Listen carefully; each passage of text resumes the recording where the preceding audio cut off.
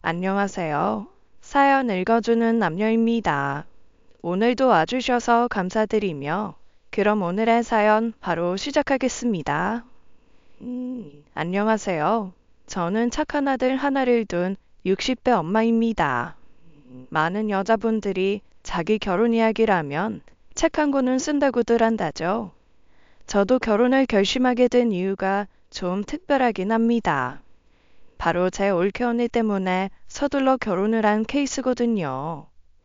친정어머니의 권유로 중학교와 고등학교는 도시에서 다녀야 한다며 저는 큰오빠가 사는 도시로 이사를 했습니다. 큰오빠는 제법 규모가 큰 회사에 다녔고 제가 중3이 되던 때 오빠는 결혼을 했어요. 그리고 이듬해 저는 귀여운 조카를 보게 됐죠. 너무 귀엽다. 이 손이랑 발 좀 봐. 지금 어디다 손을 대? 손 씻었어? 우리 아들한테 그 더러운 손 치워. 한 번만 더 손댔다간 가만 안 둘 테니까. 올케 언니는 오빠가 있을 땐 우리 아가씨 이러다가 오빠가 집에 없으면 절 마구 구박했죠. 전 그래도 고등학교는 졸업해야지 하는 마음으로 올케 언니와 원치 않는 동거를 하게 됐어요. 지금도 한 번씩 떠오르는데 그렇게 절 구박하던 올케 언니의 모습보단 조카를 엄청 사랑하고 예뻐하는 모습이 아직도 제 뇌리에 생생히 남아 있었습니다. 아들, 우리 왕자님, 우리 아들은 앞으로 뭐가 될까? 변호사? 판사? 뭐든 상관없어. 아무것도 안 해도 상관없어. 엄마가 평생 우리 아들 옆에 있을 거거든. 아들, 건강하게만 자라. 엄마가 알아서 다 해줄게. 만날 저에겐 가시도 친 말투로 저를 구박했지만 자식 사랑은 진짜 대단할 정도로 지극정성이었죠. 그때 생각했습니다. 엄마는 다 저렇게 하는구나 하고 말이죠. 전 그렇게 올케 언니의 구박을 견딘 끝에 고등학교를 졸업했고 한 회사에 격리로 취업했습니다. 거기서 운명의 남자, 지금의 남편을 만났죠. 우린 누가 뭐라 할 거 없이 사랑에 빠졌습니다. 그런데 저한테는 고민이 하나 있었어요. 이 사람이랑 있으면 집에 들어가기가 정말 싫었죠.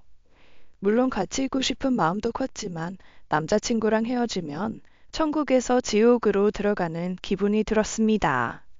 이유는 바로 올케 언니 때문이었어요. 왜? 아이, 또 들어가기 싫어? 응, 오늘 오빠 출장이야.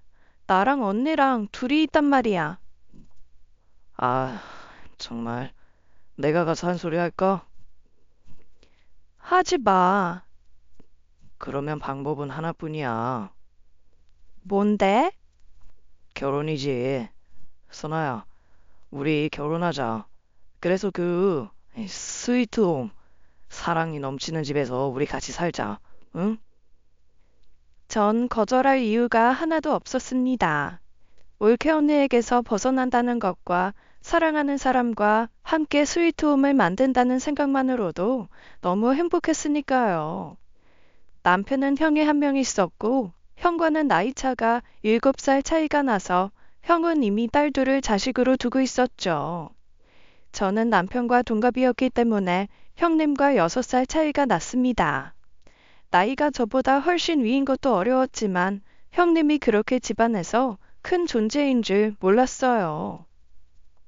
주씨, 이 양반은 아니구만.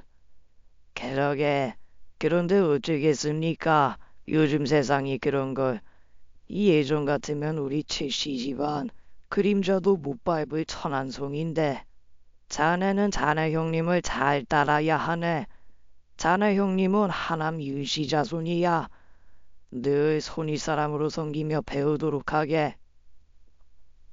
네. 남편은 그 옛날 기세가 하늘을 찌르던 최씨 가문의 자손이었습니다. 하지만 어머님, 아버님 두 분 다 하루아침에 교통사고로 하늘로 떠나셨고 집안 어른들이 부모 역할을 하셨던 거예요.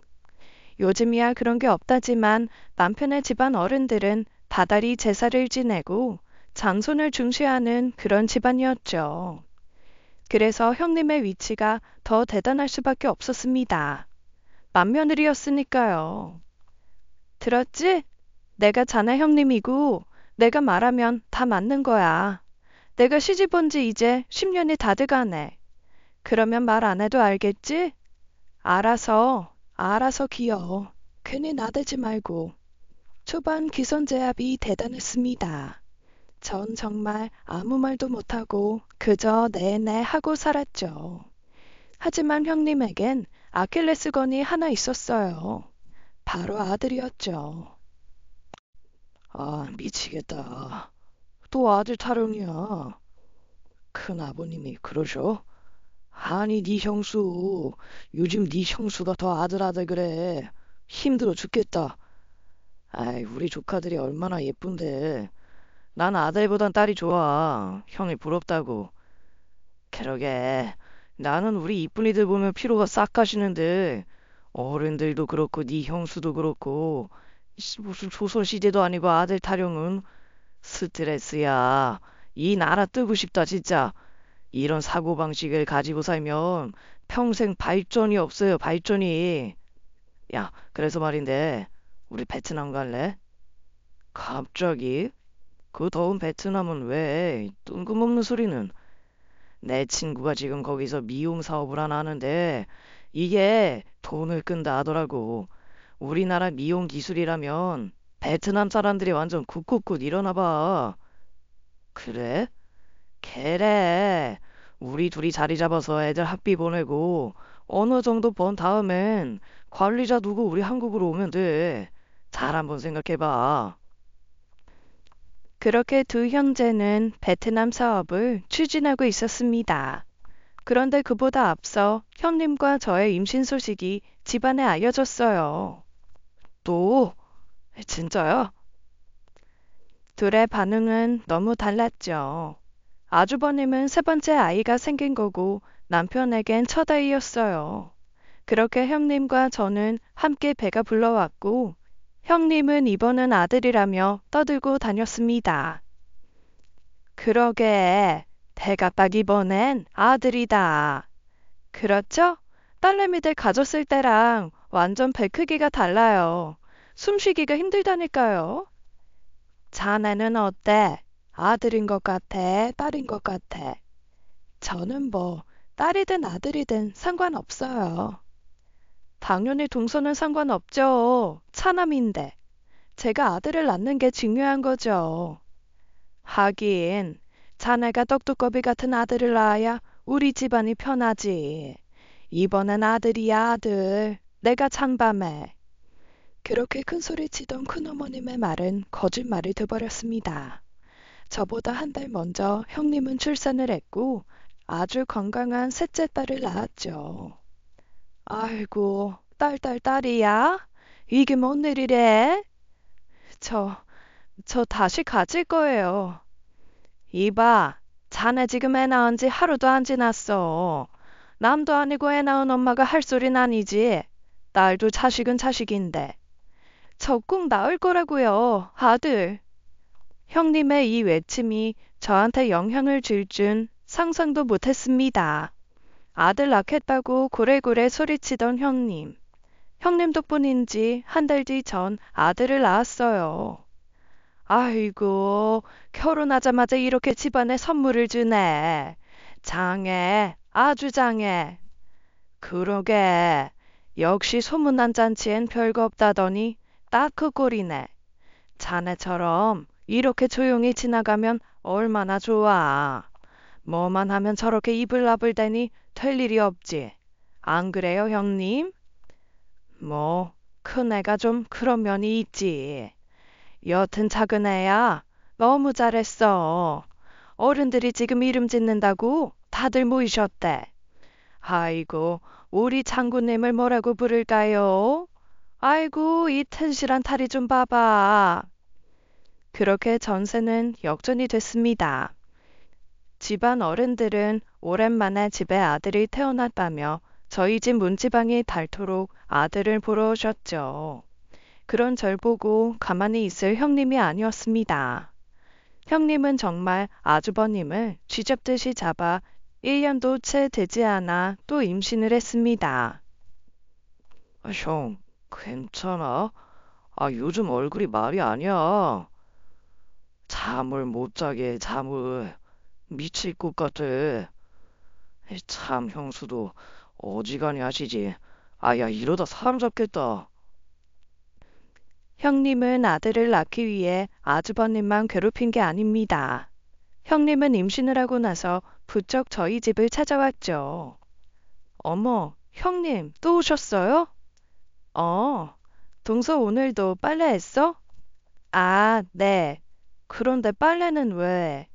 아니야. 저기 가서 물 좀 가져와. 나 목이 너무 마르네. 전 형님이 왜 저희 집을 자주 찾았는지 나중에 알게 됐습니다. 그건 바로 아들을 낳기 위한 형님의 계획 중 하나였죠. 하하, 난 큰애가 왜 자네 집에 그렇게 들락날락거리는지 알겠어. 왜요? 자네 요즘 속옷 없어진 거 없어? 아, 맞다. 속옷이 좀 없다는 생각을 며칠 전에 했어요. 분명 버리진 않았는데. 그리고 우리 재현이 기저귀 빨아놓은 것도 좀 없어졌어요. 바람에 날아갔나? 그런데 왜요? 자네 형님이 아들 낳으려고 자네 속옷이랑 재현이 기저귀 훔쳐간 거야. 네? 미신이긴 한데 아들 낳은 여자 속옷을 훔쳐서 입고 그 집 아들 기저귀를 지니고 있으면 아들 낳는다는 소리가 있었거든. 자네 형님이 범인이네. 하하하. 하여튼 아들 욕심은 어휴. 형님은 결국 제 속옷 때문인지 무엇인지 몰라도 그토록 바라던 아들을 낳게 됐습니다. 아들, 우리 아들. 내가 얼마나 널 기다렸는지 아니? 우리 아들, 아들, 아들, 아들, 아들. 정말 우리 올케 언니보다 몇 배는 더 불렀을 겁니다. 아주버님은 그 귀한 아들 둘이 됐을 때 남편과 함께 사업을 하러 베트남으로 떠났죠. 엄마, 우리 밥은? 알아서 먹어. 지금 재수 이유식 만드는 거 안 보여? 그럼 또 라면 먹어야 돼? 기집 애들이 아무거나 먹을 것이지. 왜 이렇게 말들이 많아? 저리 가. 형님은 진짜 남들이 보기 민망할 정도로 딸들을 홀대했고 오직 자식은 아들 하나다라고 생각하며 살았습니다. 그렇다 보니 형님의 딸들은 점점 형님을 멀리했죠. 아들을 낳고 나니 형님의 기세는 더 등등해졌고 한 살 터울로 아들을 가진 엄마들이다 보니 형님의 시기와 질투는 아이를 키우면서 정말 극에 달했어요. 재현이 키가 우리 재수키보다 작네. 뭐야, 땅꼬마야? 사나이가 키가 이래서 되겠어? 아직 애긴데요. 재수는 잘 먹이나 봐요. 그럼 흑염소에 자라에 내가 애한테 먹인 거 알면 동서 기절할걸. 형님은 정말 어른들한테 좋다는 약까지 조카한테 먹였고 온갖 좋다는 음식은 매일매일 반찬으로 대령했죠. 그렇다 보니 조카는 어릴 때 소아 비만까지 왔고 결국 병원에서 비만 진단을 받고 다이어트까지 약으로 해결했습니다. 형님 욕심을 그대로 닮아서 조카의 욕심도 어릴 때부터 장난이 아니었죠. 내놔. 야, 이거 내 거야. 우리 아빠가 선물로 보내준 거야. 우리 엄마가 네 거도 다 내 거라고 했어. 그런 게 어딨어. 그리고 내가 형아야. 바보, 너 혐아 아니야. 너는 그냥 겉절이래. 겉절이? 엄마, 겉절이가 뭐야?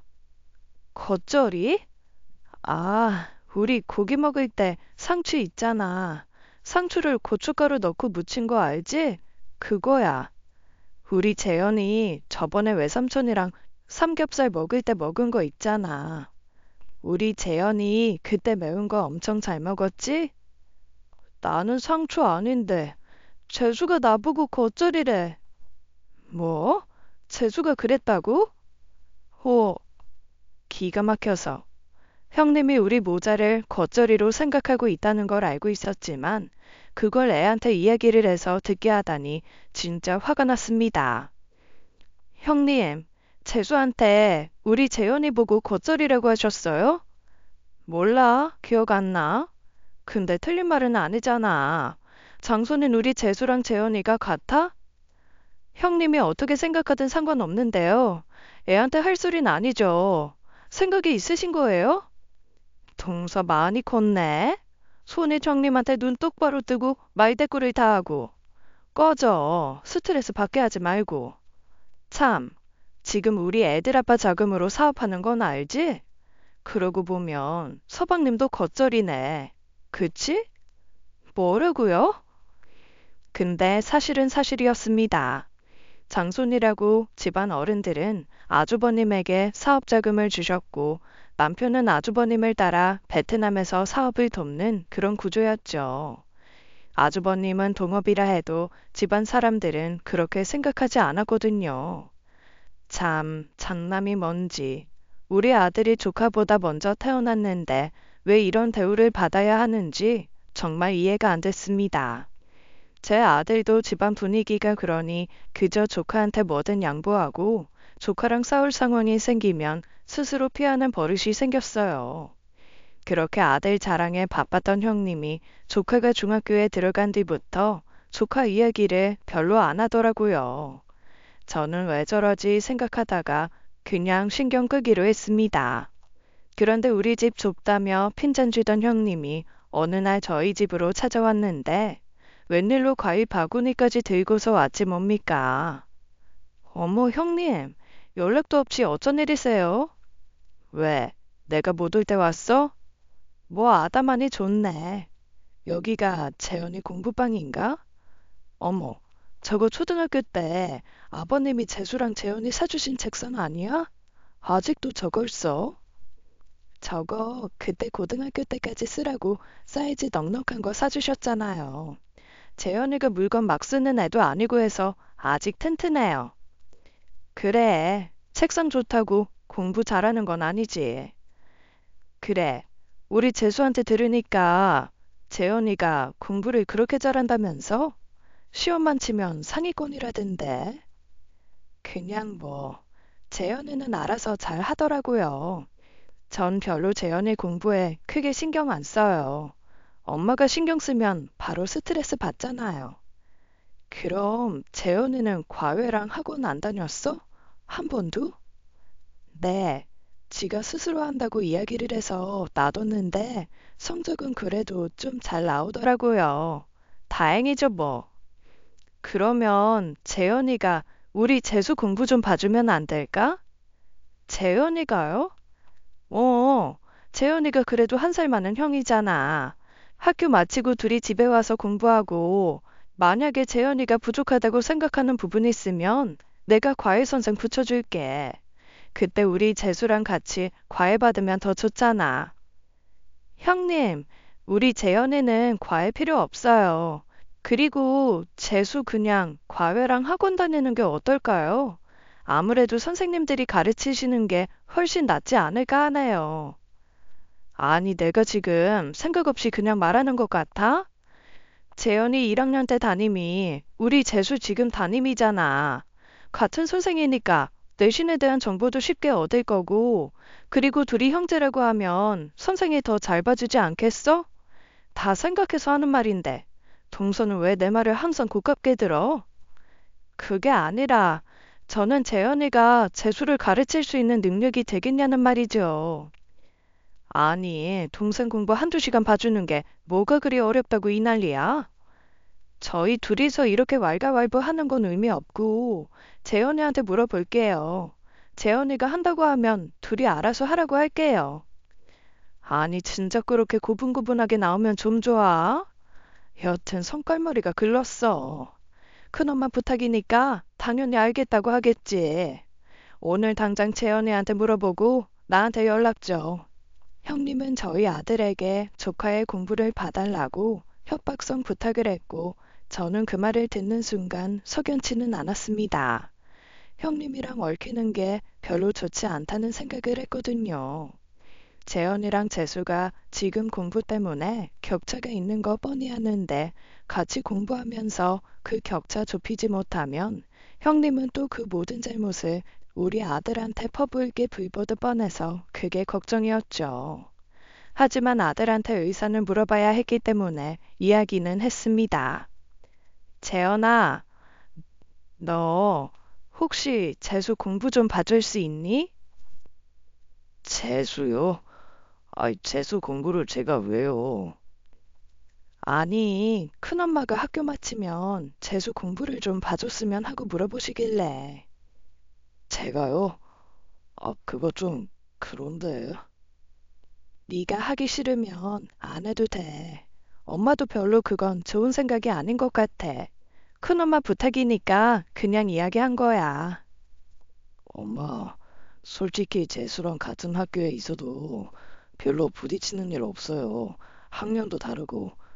그리고 재수 성격 아시잖아요. 저랑 좀 안 맞아요. 그치? 엄마가 큰엄마한테 얘기 다시 할게. 넌 신경 쓰지 마. 엄마, 혹시 또 제가 재수 공부 안 봐주면 엄마가 곤란해지고 그러는 거 아니죠? 그런 거 없어. 그냥 물어봐 달래서 물어본 것 뿐이고, 이 일은 어른들끼리 알아서 할 테니까 넌 신경 쓰지 마. 걱정하지도 말고, 알겠지? 네. 그렇게 저는 형님에게 아들의 의사를 전달했습니다. 그런데 재현이가 그렇게 말했다고? 네, 형님. 재현이가 형제끼리 공부 가르쳐 주는 게 좀 부담스러운가 봐요. 그래서 그냥 각자 공부하는 게 어떨까 해요. 한 번씩 시험 칠 때 시험 문제 정도는 봐주라고 할게요. 큰엄마 말을 완전 개무시하네. 하긴 재현이 걔 어릴 때부터 그런 구석이 좀 있었어. 어른이 말을 하면 따박따박 말대꾸나 하고 지 생각이 다 옳다고 고집부리는 그런 애였잖아. 발랑 까져서는 은근 사람 열받게 하는 재주가 있다니까. 형님, 우리 재현이가 언제 그랬어요? 없는 말 좀 지어내지 마세요. 그리고 지금 그게 제 앞에서 하실 말은 아니죠. 없는 말? 동서 기억 안 나? 우리 재수 7살 때 재현이가 우리 재수 화장실에서 밀어서 눈 옆에 찢어진 거 생각나지? 아직도 눈 옆에 상처가 선명해. 내가 그거 볼 때마다 아직도 화가 치미는데. 아, 형님, 그때 그건 재수가 재현이한테 장난치려다가 재수가 넘어진 거잖아요. 왜 자꾸 형님 마음대로 생각하고 판단하세요? 어찌됐건 다친 건 우리 재수잖아. 재현이가 그랬어 봐. 동서 날 아주 가만히 안 뒀을걸? 나니까 참은 거야, 나니까. 그때 내가 재현이 보고 사과하라고 했더니 자긴 잘못 없다고. 그때 그 어린 것이 눈에 불을 켜고 나를 흘겨보는데 아이고, 이거 보통 놈은 아니겠다 싶었어. 형님, 과거 일은 됐고요. 재현이한테 그런 부탁하지 말아주세요. 내가 알아서 할 테니까 동서는 신경 꺼. 네, 형님이 알아서 하세요. 형님 돈 많으시잖아요. 과외 학원 재수한테 투자하시면 되잖아요. 요즘은 경제력이 경쟁력이라는데 그렇게 하세요. 말을 그따위로밖에 못해? 내가 돈이 없어서 우리 재수 과외도 학원도 안 보냈겠어? 어? 재현이가 그래도 혼자 공부하는 게 기특해 보이고 내가 우리 재수랑 서로 의지하면서 공부하면 참 좋겠다라는 생각에 그런 말 한 거야. 내가 돈이 없어서 지금 동서한테 구걸하는 것 같아? 참 기가 막혀서. 나는 재현이가 그렇게 해주면 용돈이라도 좀 주려고 했어. 나 공짜 좋아하는 사람 아니야. 알지도 못하면서. 내가 알아서 할 테니까 동서는 신경 꺼. 형님은 또 자기 마음대로 해석하고 자기 마음대로 하겠다고 저한테 엄포를 놓았죠. 똥이 무서워서 피합니까? 더러워서 피하지. 전 그래서 그 일에 대해서 신경을 껐습니다. 그런데 형님은 제가 도저히 상식적으로 안 되는 사람이더라고요. 우리 아들한테 자기 아들 공부를 부탁한 이유를 아들을 통해 알게 됐습니다. 엄마, 저기, 왜? 무슨 일 있어? 사실은 큰엄마가 재수 공부 좀 봐달라고 오늘 학교까지 찾아와서 엄청 부탁하시더라고요. 아니, 안 된다고 분명히 못을 박았는데 큰엄마가 너한테 얘기를 했다고? 네.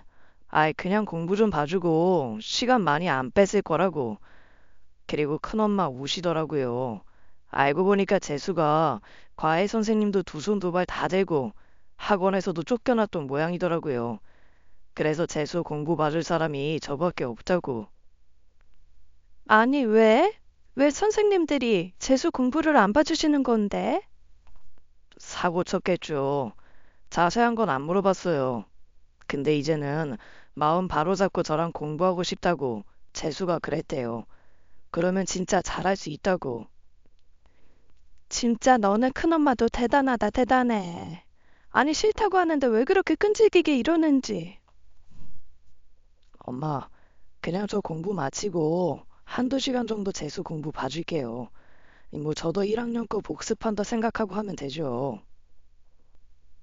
채연아, 과외도 학원도 다 재수 공부 못 가르치겠다고 포기했어.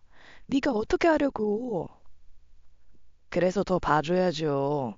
좀 재수 없어도 재수는 하나밖에 없는 동생이잖아요. 중학교 들어가선 사실 서로 말도 잘 안 했어요. 대면대면하고 학교에서 마주쳐도 아무도 제 동생인지 몰라요. 뭐 이번 기회에 친해지면 좋죠. 형 노릇도 하고. 너 진짜 괜찮겠어? 괜찮아요. 엄마, 제가 잘해볼게요. 그래서 재수 성적 올리고 용돈 받고 큰 엄마한테 미움 덜 사고 일석삼조잖아요. 아이고, 우리 아들 이렇게 착해서 어쩌누. 착한 게 아니라 이것도 전략이에요, 전략. 서로 다 좋다고 하는 거잖아요. 네가 어른보다 낫다. 네가 그런 마음이면 한번 해봐. 그리고 하다가 힘들면 엄마한테 꼭 이야기하고. 알겠지? 네, 그럴게요. 그렇게 아들은 조카의 공부를 봐주기로 했습니다. 처음에는 둘이 저희 집에 와서 장난도 치고 서로 웃어가며 조카가 아들을 잘 따르더라고요. 그래서 한편으론 마음이 놓였다 싶었어요. 같은 엄마 입장에서 과외도 시키고 학원도 보내봤는데 선생님들이 다 두 손 두 발 들고 아들을 안 봐주겠다고 하면 그 엄마 심정이 속이겠어요. 형님 성격에 저한테 부끄러워 분명 이 말은 못할 거라 생각했습니다. 그래서 그냥 모른 척하고 형님 마음 이해하자라는 생각으로 또 한 번 참았죠. 형님 집과 저희 집을 오가면서 초반에는 공부를 하다가 나중에는 카페에 가서 둘이 공부를 한다고 그러더군요. 그래서 저는 그러라고 했고 둘은 그렇게 공부를 잘 하고 있는 줄만 알았습니다. 그런데 아들이 조카와 카페에서 공부를 같이 시작하고 난 후부터 계속 귀가 시간이 늦더라고요. 재현아, 왜 이렇게 늦었어? 요즘 너 너무 늦어. 재수 공부도 봐주고 제 공부도 하느라고요. 뭐 그렇게 할 게 많아? 한두 시간만 해주기로 했잖아. 그리고 네가 공부하는데 지장이 있으면 그만해. 엄마가 큰엄마한테 말할게. 아니요. 제 공부는 제가 알아서 해요. 엄마는 우리 아들 힘든 거 싫어. 알지? 그리고 너 요즘 얼굴이 왜 이래? 어? 학교에서 급식 잘 안 먹어? 집에서도 밥을 영 안 먹더니. 어디 아파? 아니에요. 그냥 좀 입맛이 없어요. 내년에 고3이잖아요. 고3병이 미리 왔나 봐요. 너무 압박감 갖지 마.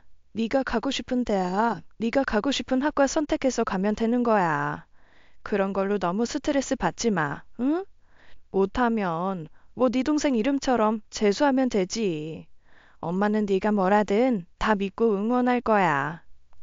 네, 엄마 저 좀 쉴게요. 그래, 쉬어. 제가 아들에게 아프냐고 물었을 때 그때 어디가 아프냐고 더 물어볼 걸 지금 생각하면 너무 후회가 됩니다. 조금만 더 아들과 대화를 깊이 나눴다면 이런 끔찍한 일은 없었을 거예요. 그렇게 아들에게 별일이 없다고 생각하며 시간을 보내고 있던 어느 날, 집으로 전화 한 통이 걸려왔습니다. 여보세요? 재현이 어머님. 저 재현이 담임입니다. 여기 학교인데요. 네, 안녕하세요, 선생님. 잘 지내시죠? 그런데 무슨 일로? 그게, 재현이가 지금 좀 많이 아파서요. 아프다고요? 어디가요? 오시면 설명드려야 될 것 같아요. 재현이가 학교 와서 엄마한테 설명드리는 게 좋겠다고 해서요. 네, 그럼 제가 지금 바로 학교로 갈게요. 네, 보건실로 바로 오시면 됩니다. 애가 아프다고 하니 저는 학교 가는 내내 가슴이 두근두근 뛰어서 어쩔 줄을 몰랐습니다. 얼굴이 요즘 안 좋았는데 무슨 큰 병이라도 생긴 게 아닌가 생각했죠.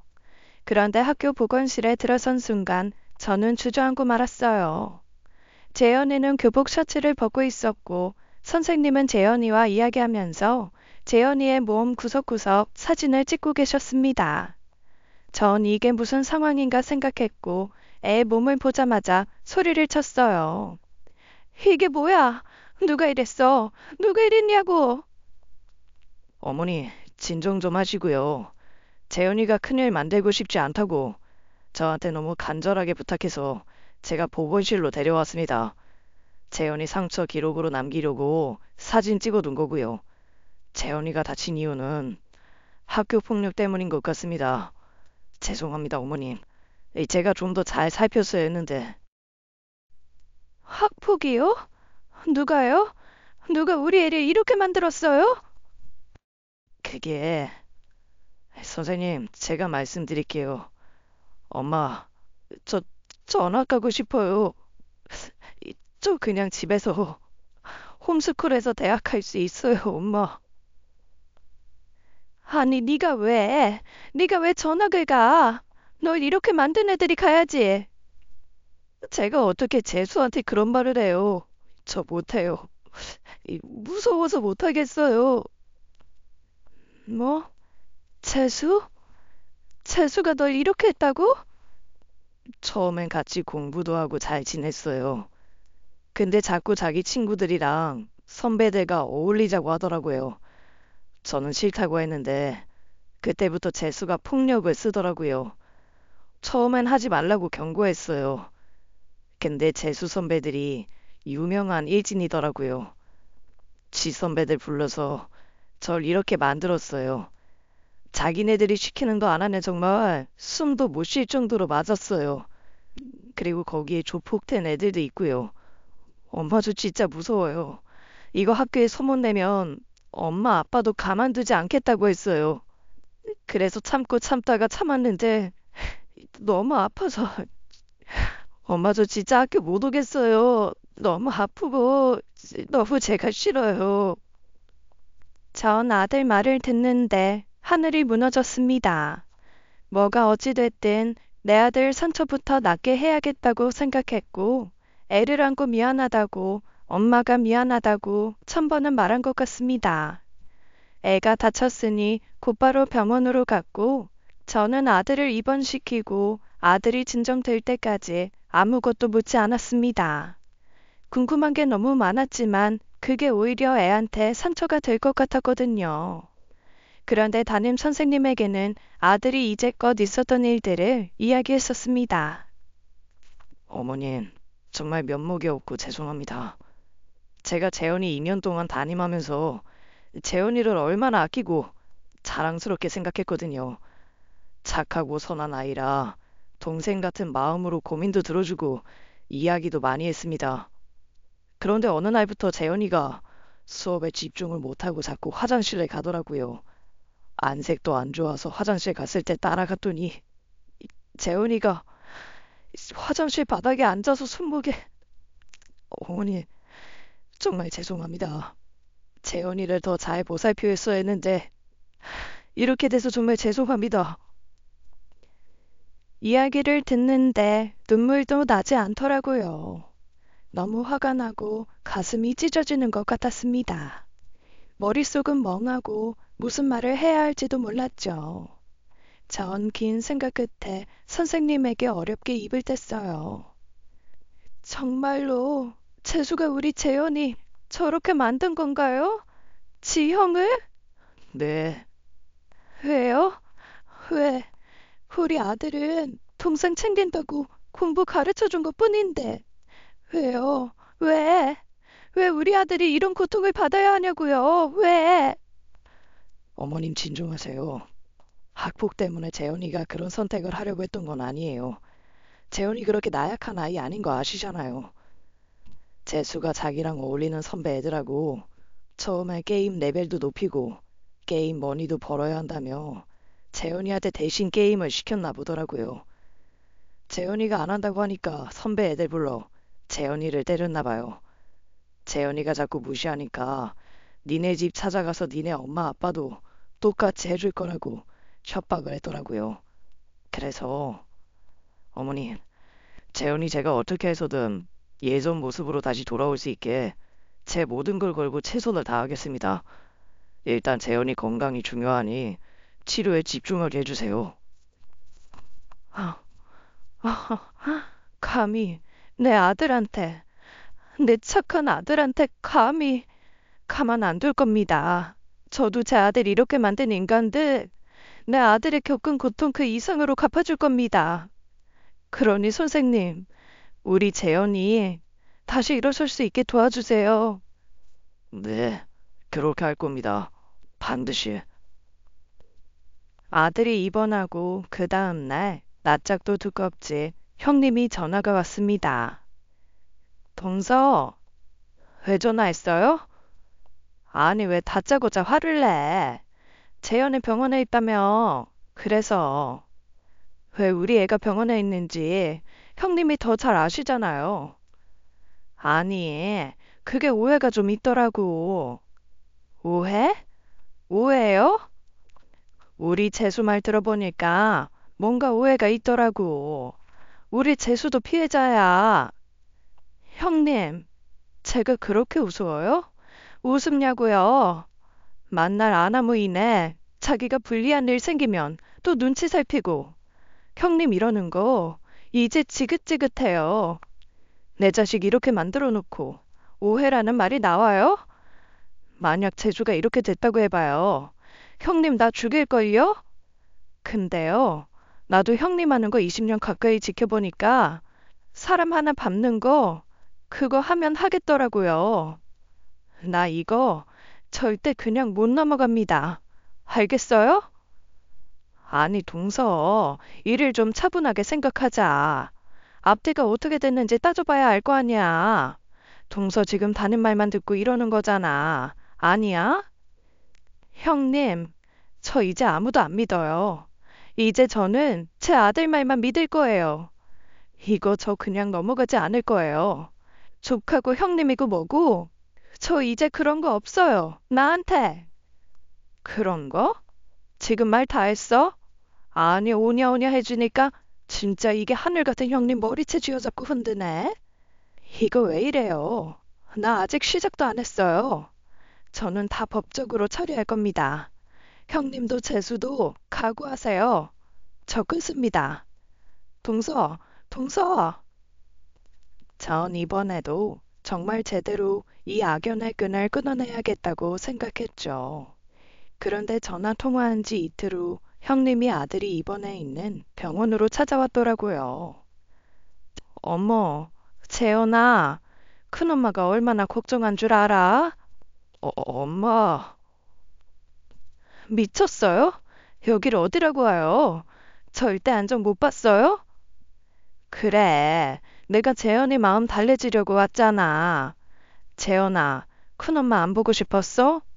너 어릴 때 큰엄마 고구마탕 좋아했잖아. 자, 큰엄마가 이거 넣어준다고 금방 해왔어. 이 더운데 가스불 앞에서 얼마나 땀을 흘렸는지. 우리 조카 얼른 기운 차린다면 큰엄마는 이런 거 한 트럭도 해줄 수 있어. 저기, 엄마 저 좀 쉬고 싶어요. 그래, 알았어. 쉬어, 쉬어. 형님, 나가서 얘기합시다. 빨리 나가요. 아니, 왜 사람을 밀치고 그래? 저는 형님을 거의 내쫓듯이 아들에게서 떼놓았습니다. 정말 정상적인 사고를 가진 사람이라면 여길 왜 옵니까? 지금 병문안 온 사람한테 뭐 하는 짓이야? 형님 아들, 그 잘난 이 집안 장손. 지금 무슨 짓을 했는지 아직도 모르겠어요? 형님도 형님 아들 제대로 좀 알아야 돼요. 재수한테 무슨 말 들었는지 모르겠지만 지금 이거 보통 일 아니에요. 그거 아세요? 형님 앞으로 형님 아들 미래가 걸린 일이에요. 아시겠어요? 자꾸 이렇게 나대는 거 나랑 우리 재현이 자극하는 일밖에 안 되니까 오지 마세요. 알겠어요? 아니까 이렇게 왔잖아. 뭘 한다는 거예요? 형제끼리 이러면 안 돼. 동서 알지? 내가 우리 아들한테 큰 소리 한번 친 적이 있어? 없잖아. 그런데 내가 이번엔 아주 홍군형을 제대로 냈어. 어디 그런 애들이랑 어울려가지고 재현이까지 그렇게 다치게 만드냐고 말이야. 내가 여튼 그 자식들 다 알아내가지고 이것들 가만 안 둘 거야. 혼쭐을 내야지. 혼쭐이요? 이게 지금 장난인 줄 알아요? 애가 죽을 뻔했다고. 아이고, 뭘 또 그렇게 극단적으로 생각해. 그런 생각하지 말고, 자, 내가 결론만 얘기할게. 저기, 재수가 진심으로 사과하고 싶대. 재수가요? 자기도 모르고 그랬대. 그 선배들인가 하는 나쁜 애들이 그냥 우리 재수를 시켜서 재현이를 그랬다는 거 아니야. 둘이 형제인 거 알고 우리 순진한 재수를 이용했나 봐. 동서, 재수 입장도 생각을 해줘. 재수도 어쩔 수가 없었어. 차라리 파트로 매주를 쓴다는 걸 믿지. 저는 형님의 말이 귀에 들어오지도 않았고 듣기도 싫었습니다. 그런데 아들이 병실을 나와 복도에서 형님과 제가 하고 있는 말을 듣고 있지 뭡니까? 아유, 우리 조카. 힘든데 왜 나왔어? 어서 들어가, 빨리. 진짜 재수가 저한테 사과한대요? 큰엄마 진짜예요? 그럼, 재현아, 이번에 일 커지면 우리 재수 인생 쫑이야. 너랑 피가 섞인 형제잖아. 그러니까 네가 한 번만, 제발 한 번만 우리 재수 좀 살려주라. 응? 큰엄마가 무릎이라도 꿇을까? 응? 가관도 아니었습니다. 언제나 기세 든든하던 형님이 자식 일이라니 무릎을 꿇겠다고 하니 참 혼자 보기 아까운 장면이었죠. 말 같지도 않은 소리 하지 마시고 가세요. 재현아, 들어가자. 저 진짜 재수 하나밖에 없는 동상이라고 생각했어요. 그런데 제가 못 참겠는 건 재수가 왜 그런 인간들이라고 어울리고 그걸 저한테 강요했냐는 거예요. 아세요, 큰엄마? 알지. 네 마음 내가 제일 잘 알지. 재수도 지금 큰아빠한테 완전 쥐어 터졌어. 얼마나 내가 마음이 아프던지. 재현아, 다음 주 퇴원하지? 재수가 사과도 하고 큰엄마도 나한테 미안해서 너 좋아하는 음식 해놓을 테니까 저녁 같이 먹으면서 풀자. 응? 엄마, 저랑 이야기 좀 해요. 어? 그래. 형님, 말 끝났으니까 가세요. 다신 오지 말고. 전 아들이 얼마나 속상했으면 아픈 몸을 이끌고 형님이랑 제가 하는 이야기 듣고 싶어 했는지 이해가 됐습니다. 그런데 아들은 정말 상상치도 못할 이야기를 제게 했죠. 형님을 보내고 병실로 돌아온 아들은 뜻밖의 이야기를 했습니다. 엄마, 재수한테 사과받고 이 일 끝내요. 뭐? 그냥 재수한테 사과받고 끝내고 싶어요. 이 일로 엄마 아빠 힘든 것도 싫고 큰엄마 알잖아요. 절대 다른 사람한테 아쉬운 소리 못하는 분인 거. 설마 큰엄마가 저렇게 말했는데 재수가 또 그런 길로 빠지겠어요? 안 돼. 난 절대 그렇게 못해. 똥통에 빠지든 지옥불에 들어가든 난 이제 상관 안 해. 난 네가 제일 중요해. 엄마는 내 아들이 제일 중요하다고. 재수를 그렇게 벌 준다고 해서 제 마음이 나아질까요?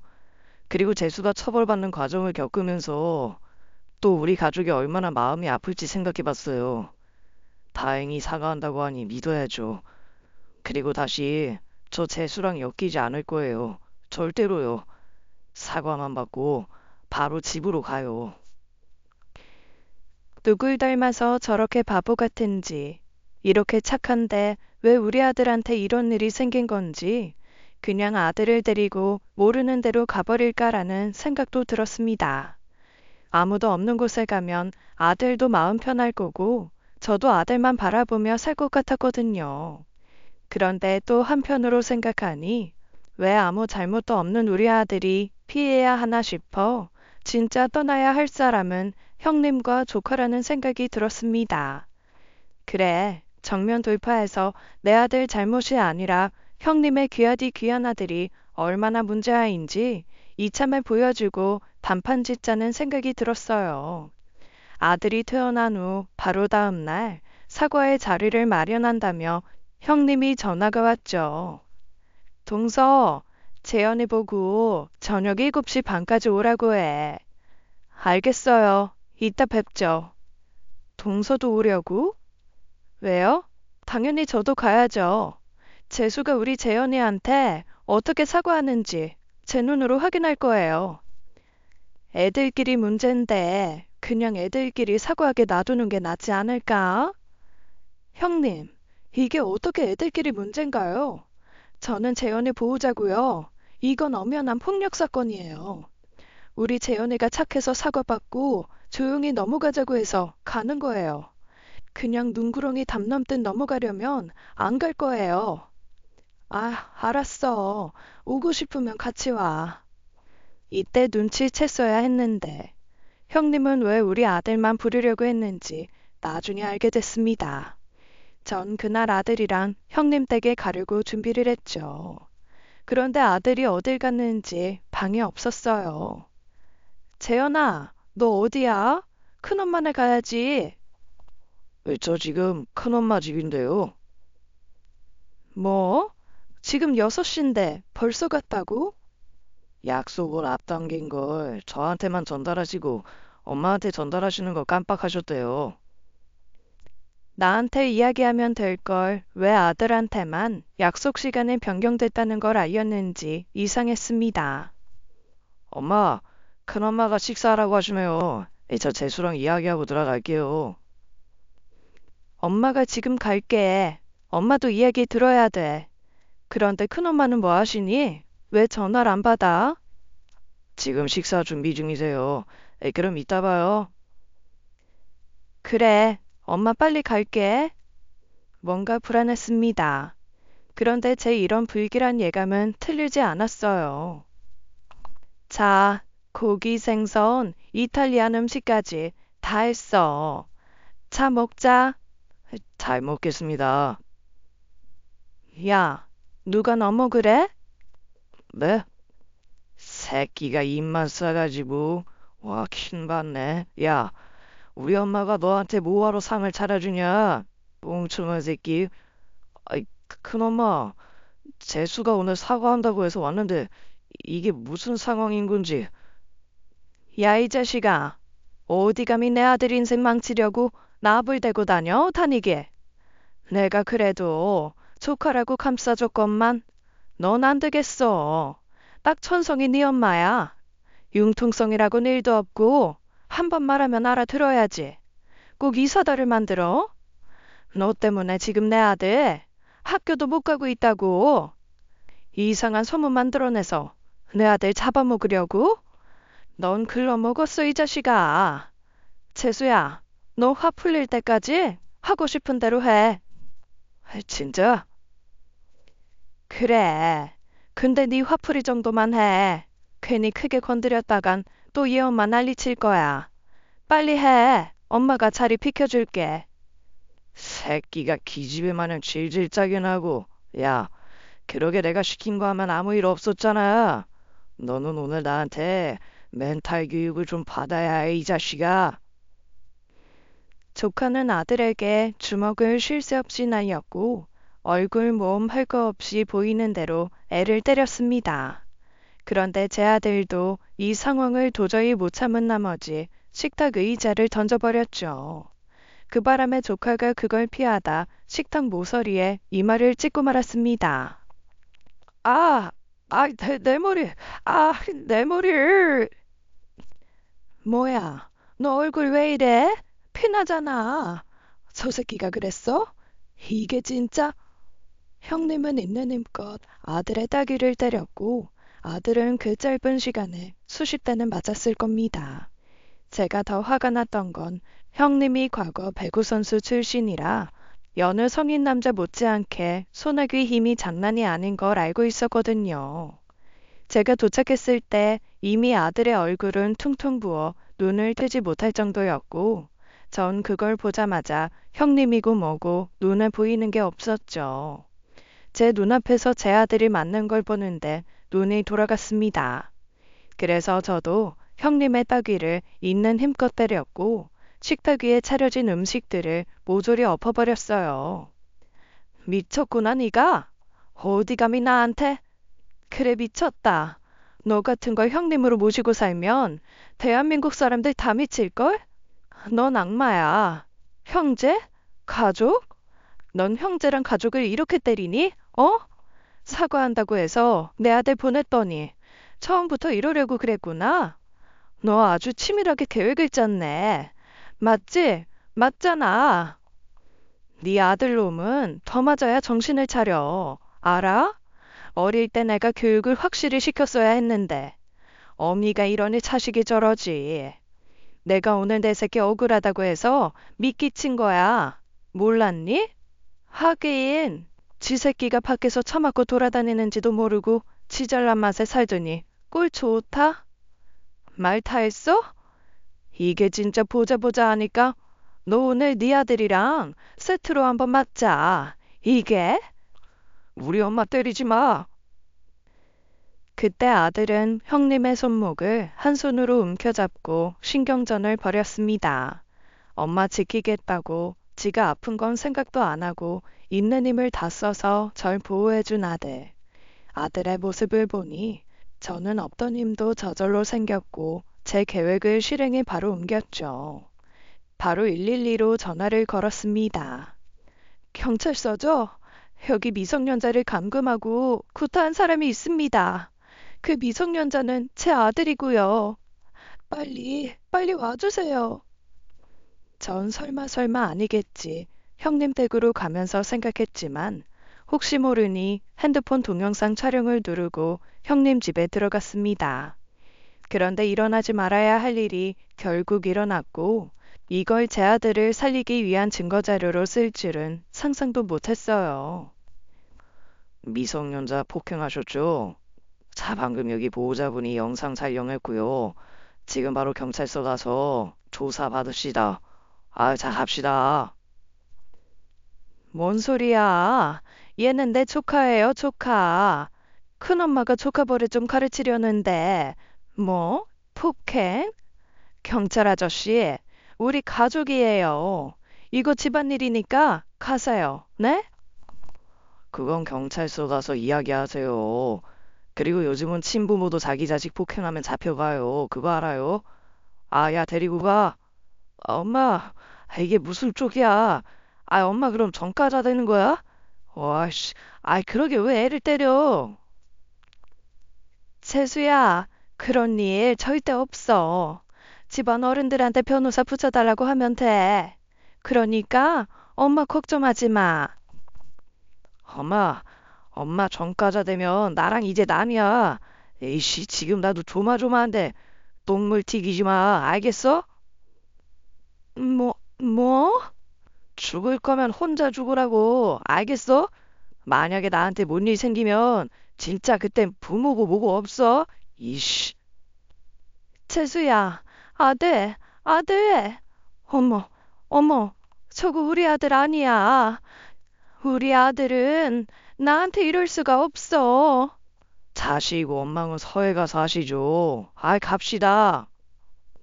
정말 그날 하룻밤은 폭풍이 지나간 듯 모든 것을 휩쓸고 갔습니다. 큰엄마와 조카한테 일방적으로 맞아서 얼굴이 퉁퉁 부은 아들을 보니 진짜 피가 거꾸로 솟았죠. 그런데 아들은 절 보며 웃고 있었습니다. 안 아파? 너 왜 이렇게 바보 같아? 어? 너도 죽기 살기로 지어패지. 왜 참았어? 엄마, 이제 끝났잖아요. 나만 다치면 되지. 엄마까지 다치는 거 나 못 봐요. 내가 아들인데 내가 엄마 지켜야지. 이렇게 말하면서 웃는 아들을 보니 말로 설명할 수 없는 벅참과 분노가 마음속에서 소용돌이 쳤습니다. 아들은 또 병원 신세를 졌지만 전 달라졌어요. 형님과 조카에게 자비는 단 1도 없다는 마음으로 싸울 준비를 하고 있었고 차근차근 증거를 모아서 이것들을 법의 심판을 받게 했습니다. 아니, 이게 무슨 사진이에요? 그리고 감기약을 왜 서로 주고받는 거예요? 사실 그게 재수가 학폭은 물론이고 조폭 애들을 불러서 재현이한테 자기들끼리 감기약이라고 부르는 이 위험 약물을 배달하라고 시켰더라고요. 여기 이 문자가 그 증거고요. 어떻게 애들이 이런 짓을... 조폭들이 이런 걸 요즘 학생들한테 이런 일 시키고 알바비를 준다더라고요. 정말 세상이 어쩌다 이렇게 된 건지. 재현이가 안 하겠다고 계속 거절하니까 하지 않으면 부모님을 찾아가서 가만두지 않겠다고 협박까지 했고요. 그래서 재현이가 무너진 것 같아요. 학교에선 조카는 물론 조카와 어울리던 아이들의 핸드폰을 압수해 조사를 했고 거기엔 담배, 술, 폭행, 도박, 학생들이 절대 해선 안 되는 일들이 사진과 영상으로 저장돼 있었습니다. 사진 속 조카의 모습은 이런 나쁜 짓을 자랑이라도 하듯 웃고 있었죠. 전 먼저 형님과 조카를 맏며느리 장손이라는 이유로 칭송하던 집안 어른들에게 이 사실을 모두 알렸습니다.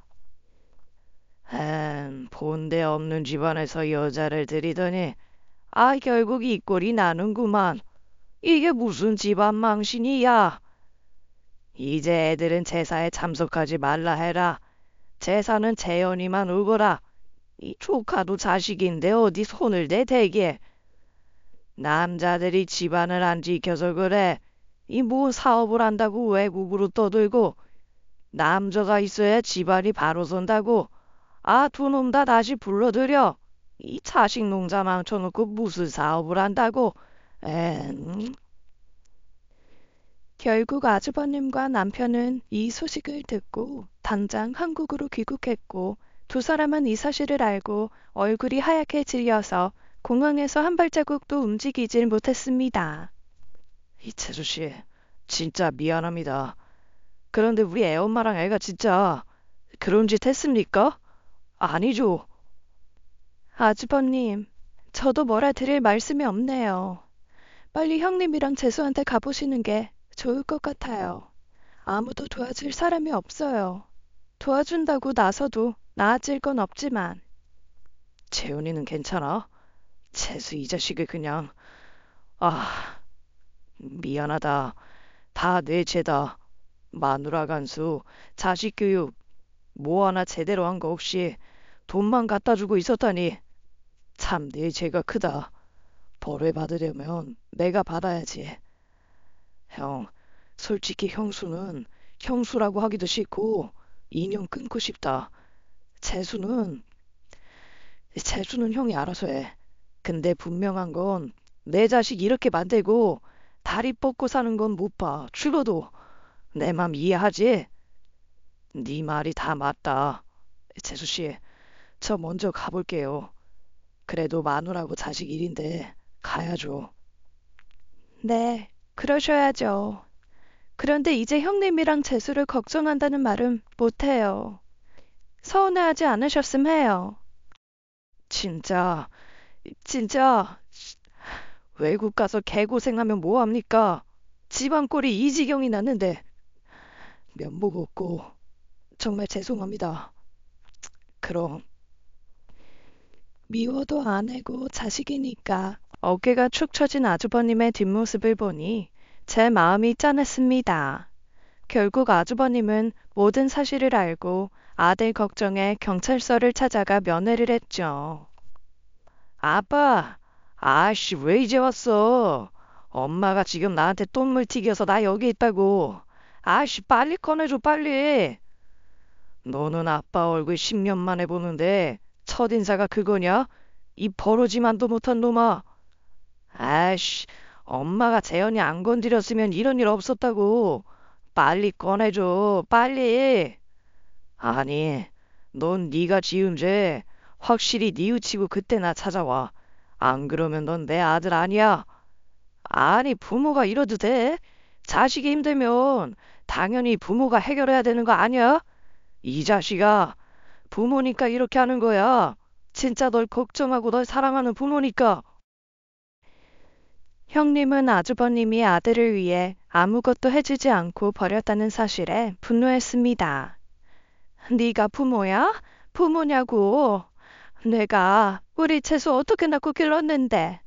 당신이 누구보다 잘 알잖아. 어? 알지. 아주 잘 알지. 그런데 우리 셋딸들은 너 때문에 다 상처받고 너랑 살려고 하지도 않잖아. 그래도 걔들은 아빠가 외국에서 일한다고 매일하고 문자하고 날 얼마나 걱정하는 줄 알아? 근데 당신이랑 재수는 내 걱정 1도 안 하지. 그저 내 사업이 어떤지 돈은 얼마나 보내줄 수 있는 건지 그것만 생각했지. 끔찍히 여기던 당신 아들 지금 당신 때문에 소년원 단다고 당신을 원망하고 있다고. 뭐, 그럴 수도 있지.